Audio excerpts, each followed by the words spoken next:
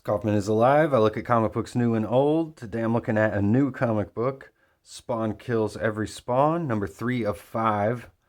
This is the newest issue of this Spawn miniseries. It's kind of a spin-off of all the Spawn characters. We got this mini Spawn character who's set out to kill every Spawn so he can become the most powerful Spawn in the universe. It's just a kind of silly story that's just taken all the piss out of Spawn comics. So it's been a series that I've reviewed the first 2 issues of so far. So we'll be looking at the 3rd issue today. I do post daily comic book reviews, so please subscribe if you haven't already. Got Rob Sketchcraft Dunas on the artwork here, and John Layman is the writer. We got Robert Nugent on colors. John Layman also does the lettering here.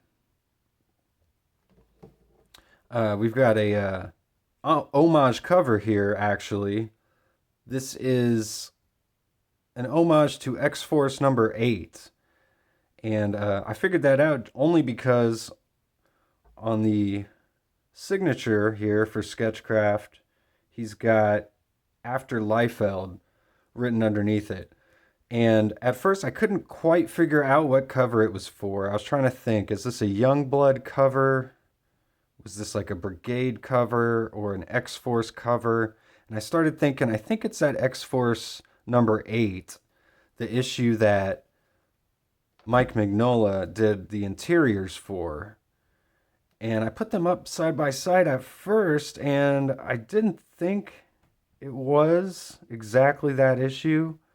But upon closer inspection, it most certainly is this same issue. We've got Cable in Gunslinger's spot here, Scorched as Domino. We've got the medieval Spawn as Kane here.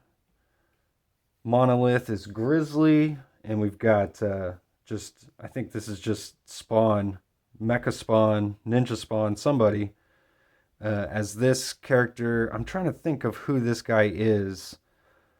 He looks a lot like Sentinel from Youngblood, but I think it's G.W. Bridge. It's kind of a weird X-Force team, not a typical X-Force team. I don't remember Grizzly ever being on X-Force. Maybe this is like Cable's team pre-X-Force.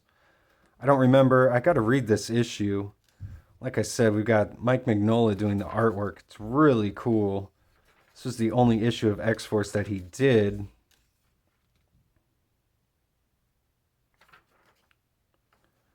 So, but yeah, this review's not about this. We're talking about Spawn Kills Every Spawn, number 3 today. So yeah, we got Sketchcraft Dunas doing the artwork here. I really like his artwork. It reminds me a lot of Scud The Disposable Assassin, which I've pointed out before. Just like the way the characters are like so long. I got some Scud comics here I'm going to point out. Just like the way, this is by Rob Schrab, who did Scud. But just like some of the poses and just lanky bodies and all the weird giant guns and stuff. This reminds me a lot of what we got going on here, except this is like way more detailed. There's a lot more like inking work, line work going on here. Way more stuff going on every page. So this little Spawn, he's trying to put together his own Spawn team, as we saw in the last issue. And he's finally put together his Spawn Force, as he calls it. We've got some ridiculous Spawn characters here. Chainsaw Spawn, Giant Poisonous Spider Spawn, Bromine Monochloride Spawn.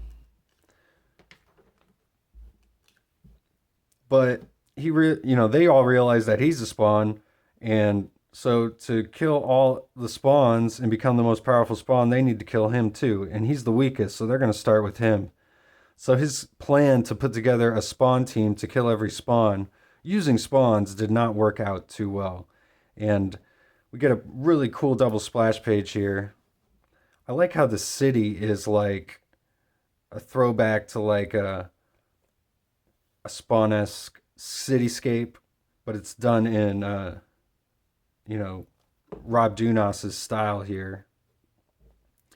And he's got a little Easter egg to Todd McFarlane here on the boot of Mini Spawn here.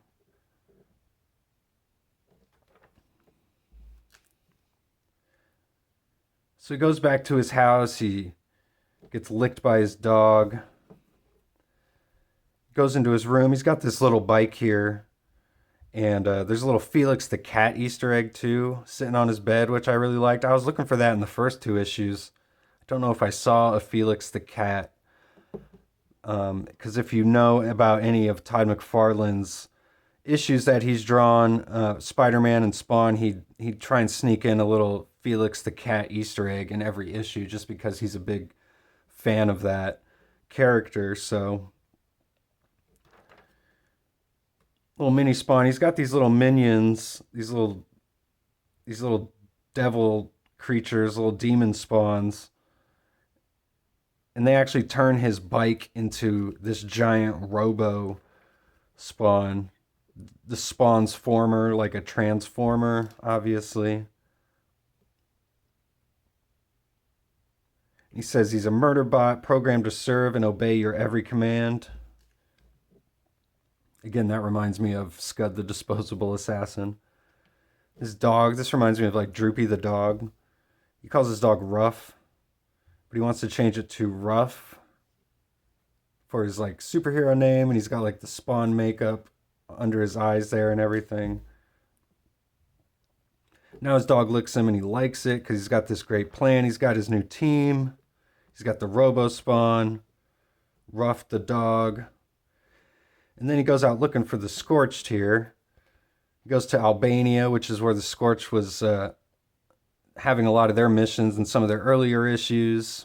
He goes to Green World, can't find him there. Goes to Hell. Finally he goes to Gotham. But it's kind of covered up by the speech bubble, which is pretty clever. And you see just like Batman's shadow here in the background. He says, "I am vengeance. I am the night. I am," and then it's covered up and he goes, "Not who we're looking for." So fun little Batman cameo in there. And then we get a weird one. I couldn't figure this out. I don't know if this is a misprint. They forgot to add the lettering in here on this speech bubble. He says, "That's when it hit me. He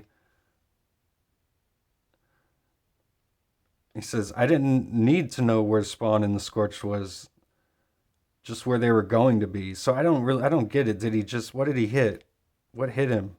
It doesn't say.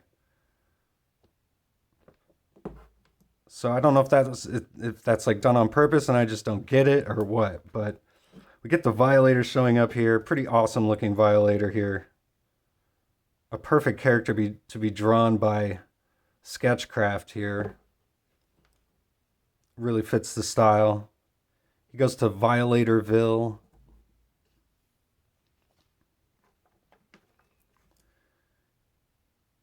He thinks they're all gonna love him. He's like kissing his guns here. But all the Violators are just like, is he crazy? And then he just starts waiting and waiting. But he gets sucker punched by this little mini Violator who wants to take him out. And he reveals he's got his own team. He calls it the Singed, not the Scorched, which is the team on the cover here. And that's who Mini Spawn is trying to go after first. But it looks like we're going to take a little detour in issue 4, and we're going to get Mini Spawn's battle with the Singed here. We've got Sir Violates a Lot, who's this big giant creature. You can't even barely tell where he starts and where he begins in this comic here on this page. We've got Buckaroo Violator, who's like a Gunslinger Spawn type of ripoff, obviously. And Violatrix, so I guess like the She-Spawn type Violator character. So Whips and chains for her, I'm sure.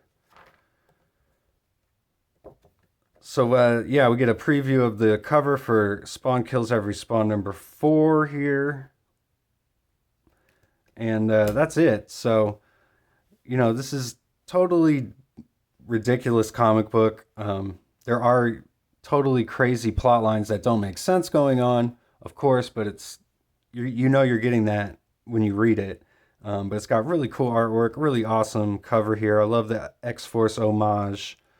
Um, I can let storylines that are ridiculous like this kind of pass on a story like this where the whole thing is just tongue in cheek.